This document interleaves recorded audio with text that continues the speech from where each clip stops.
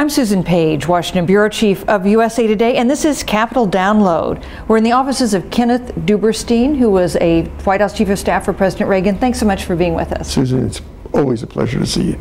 Now, during President Reagan's final 2 years of office, he was under fire for the Iran-Contra scandal. Sounds a lot like today. So at this point, what is it that President Obama needs to do after Tuesday's midterm elections? When I came back to the White House early in 1987, Ronald Reagan was at 37% in the polls. He wasn't simply a lame duck. Many people were saying he was a virtual dead duck and that the country would drift for the last 2 years. President Reagan appointed a new team. He cleaned house. He wanted fresh ideas. He wanted advisors with stature who knew how to get things done and help him get his footing back in light of Iran-Contra, in light of losing control of the Senate, in light of the House being overwhelmingly Democratic. Sounds like today, doesn't it? Those last 2 years became great years of consequence for President Reagan and the United States. Whether it was passing a free trade agreement, the Canada Free Trade Agreement, or a welfare reform bill, or a strategic arms negotiation, not only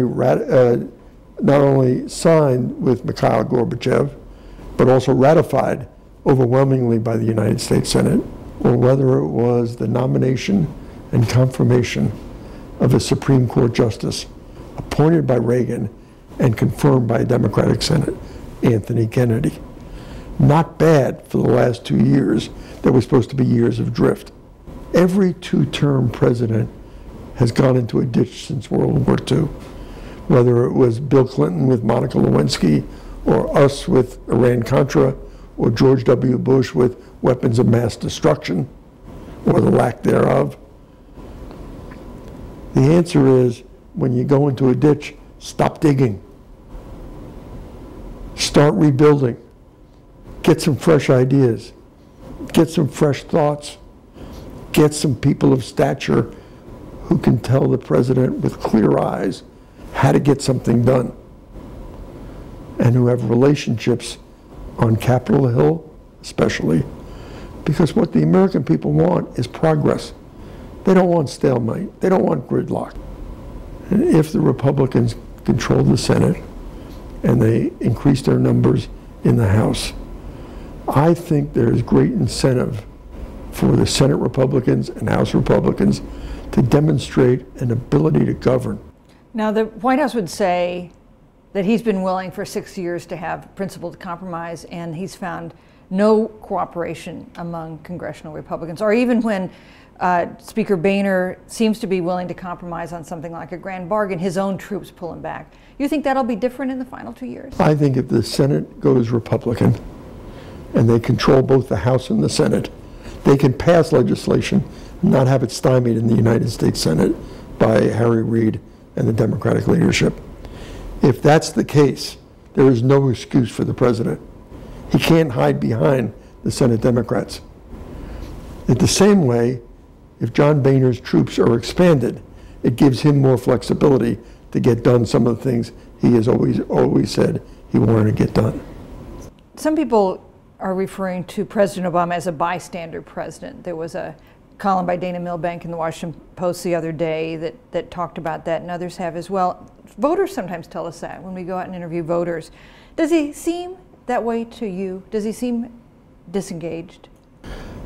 I think his disdain for Capitol Hill is very apparent to everybody. You know, sometimes dealing with Congress is like having 10 root canals, but it's a means to an end. Ronald Reagan cultivated, as Bill Clinton did, Republicans, Democrats on the Hill. It's a means to an end. It's getting things done for the American people. You surprised some people in 2008 in endorsing Barack Obama. Right. Regret the vote?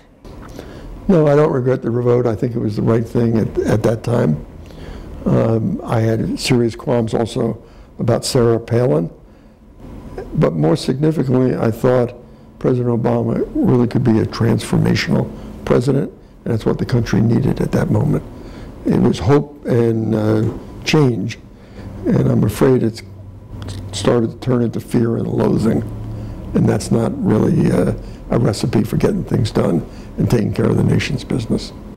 So election night, Tuesday night, we know Republicans are going to gain ground, possibly gain control of the Senate. So what should President Obama do immediately on election night and on Wednesday and on Thursday? Are there things he could do to try to start this new course that would be more productive for the final 2 years? Susan, I would anticipate the president will call, assuming the Republicans take control of the Senate, Mitch McConnell, John Boehner. I look forward to working with you. In fact, maybe even having them down in the White House in the immediate aftermath of the election. But the key is deeds, not words. How am I going to follow through? What's the agenda that we can start working on, that we can find common ground? And I said trade. I said corporate tax reform. I think you can do Keystone Pipeline. I think you can do expedited permitting on liquefied natural gas, which will help us vis-a-vis Russia because it gives Europe something to look forward to. And of course, I think you can make major strides in immigration reform. It's in the vested interest of the Republicans getting ready for 2016, and it's certainly something that the president wants to push. But they're all going to have to compromise some. But it takes the leadership of the president. One last question. When President Reagan found himself in this situation, popularity down, under fire on scandal, questions about whether he was going to have, what kind of final 2 years he was going to have, what was the hardest thing for him to kind of get his head around and do? It's the hardest thing for any president to do a mea culpa to the American people. That really is 10 root canals. But when the president became convinced that he had to share with the American people that he had made mistakes on Iran-Contra, we suggested to the president that he really needed to address the American people. And his poll numbers went up immediately because he had leveled with the American people, had held himself accountable. He said he had made mistakes. He should have known. He should have realized what was going on. And all of a sudden, the American people said, I'm glad we gave him the benefit of the doubt. He's being straight with us. Hard for him to do? Hard for him to go out and make that speech? Hard for any president to say mea culpa. And this isn't exactly parallel because we don't have exactly the same kind of scandal that Iran-Contra was. We don't have a scandal, we have more missteps or concerns about leadership. But do you think a mea culpa? Or management or competence. Yeah. Okay. Would it make sense for President Obama to make a speech to the people that says, I've made mistakes, let's make these next 2 years count?